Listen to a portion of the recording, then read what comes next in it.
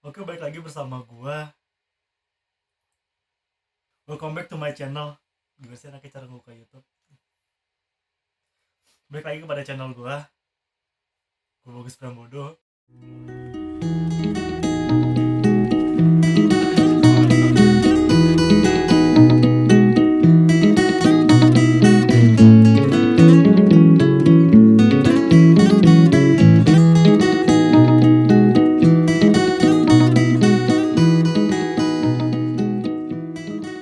Gue ingin ngebahas tentang materi gue yang kedua, yaitu tentang teori-teori arsitektur. Tapi sebelum mulai, gue pengen curhat sedikit kali ya. Sebenarnya ekspektasi gue dalam masuk arsitektur itu apa ya? Gue tuh berharap arsitektur itu ya membuat gue happy gitu, kayak gue sketsa, gue ngegambar, gue ngewarnain apapun segala macam. Pas gue masuk ke matkul ini tuh kayak, ya apaan sih, boring banget, kayak tulisan semua, penjelasan semua. Kayak gue tuh dalam arsitektur tuh kayak nggak butuh teori. Ternyata semua itu salah. Asik. Teori arsitektur sangat penting dalam mendesain, apalagi dalam membuat sebuah ide bentuk atau ide bangunan. Sebuah ide desain itu kita perlukan dalam suatu mendesain, tapi kita harus tahu teori-teorinya apa, ya tentang venustas, utilitas, firmitas. Oke, nggak usah kita lama-lama, kita persingkat waktu aja. Ini materi yang kedua kita bahas, yaitu teori-teori arsitektur. Sebelum kita masuk teori, enaknya kita dengerin lagu kali ya. Gue lagi suka sama nostalgia. Sebenarnya gue gak bisa jauh-jauh dari lagu Bara Suara. Oke, langsung aja kita play. Kedua, ada tampak perbedaan antara arsitektur dengan bangunan. Yang ketiga, memperhatikan konsekuensi yang harus ditempuh. Yang keempat, ada penegasan pengertian tentang arsitektur. Next, ini ada arsitektur dari Indonesia, yaitu arsitektur menurut Mangunwijaya. Kunci dalam menjelaskan tentang apa itu arsitektur terletak pada kata-kata guna dan citra. Guna lebih menunjuk pada segi keterampilan atau kemampuan, sedangkan citra lebih menunjuk pada tingkat kebudayaan. Ketiga adalah Vitruvius. Vitruvius ini merupakan patokan dari arsitektur. Yang pertama ada firmitas atau kekokohan, yang kedua ada utilitas yaitu kenyamanan, yang ketiga ada vanitas yaitu keindahan. Langsung kita masuk ke sejarahnya ya. Ini sejarah arsitektur. Prasejarah. Sebelum zaman adanya catatan sejarah, teknik arsitektur yang ditemukan pada umumnya adalah bangunan yang dibuat dari batu yang disusun berkeliling. Salah satunya adalah Stonehenge di Inggris. Kemudian ada Mesir kuno. Ini Seven Wonder, Piramida Giza, dan Sphinx. Kemudian yang ketiga adalah klasik. Klasik ini udah masuk ke zaman kerajaan Romawi. Ini yang paling terkenal banget yaitu Doric, Ionic, dan Korintian. Ini merupakan ciri khas dari bangunan klasik pada masa kejayaan Romawi. Yang keempat ada Bizantium. Setelah Kaisar Konstantin memindahkan ibu kota Romawi ke Bizantium pada tahun 330, arsitektur Romawi berkembang menjadi arsitektur yang lebih anggun dibandingkan dengan arsitektur klasik. Next, ada Romanesque.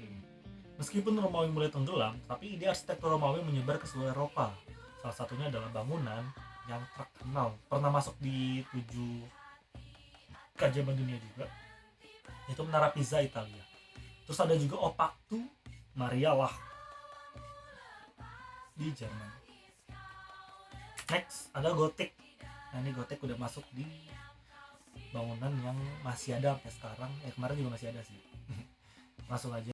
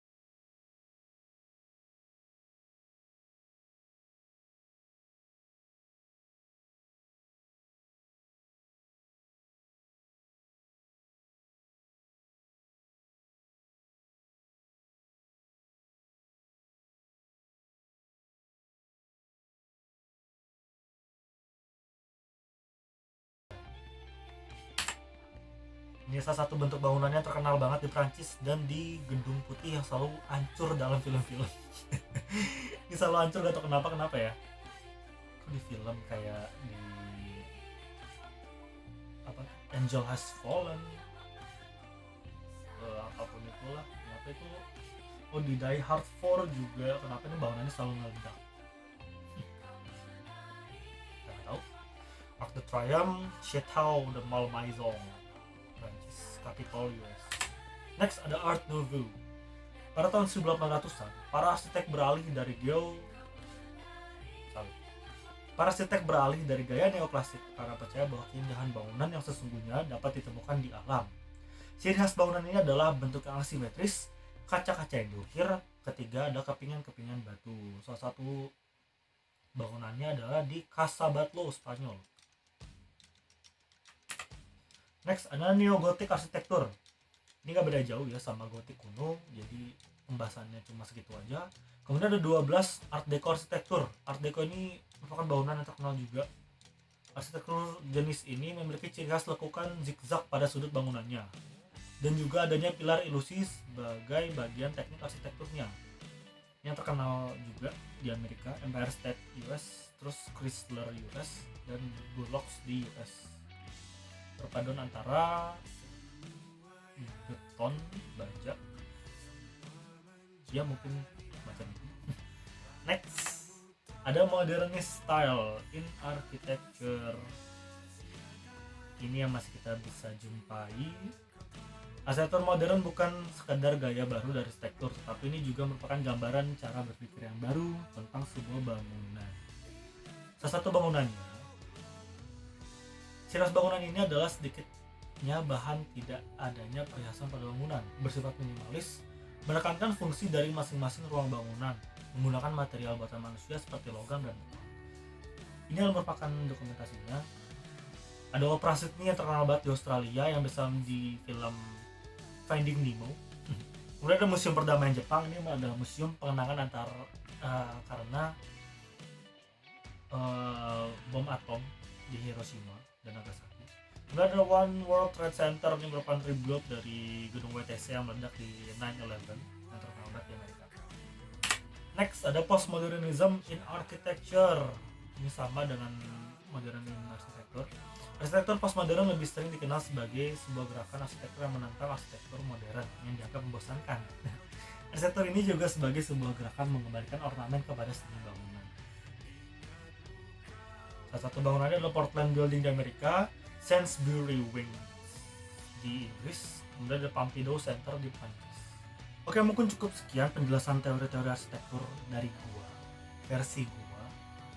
Kalau misalkan kalian mau tahu gue dapat referensi dari mana, gue dapat dari thoughtco.com, yaitu tentang architecture timeline, Western influences on building design. Untuk video selanjutnya masih ada 3 materi lagi yang belum gue bahas. Kalian stay tune aja, semoga kalian senang dengan video gue, dan semoga video gue bermanfaat untuk kalian semua. Untuk kalian yang ingin belajar arsitektur lagi, boleh chat gue di bawah, boleh komen gue, boleh DM gue. Kalau bisa follow Instagram gue biar gue makin banyak followersnya. Gue butuh masukan dari kalian. Kalau kalian punya evaluasi atau kalian punya teori-teori yang lebih oke lagi, yang lebih lengkap lagi, kalian boleh komen di bawah, bisa bantu gue. Gue mohon banget bantuan kalian untuk like dan subscribe video gue, karena subscribe itu gratis. Please. Thank you, sampai jumpa di video selanjutnya.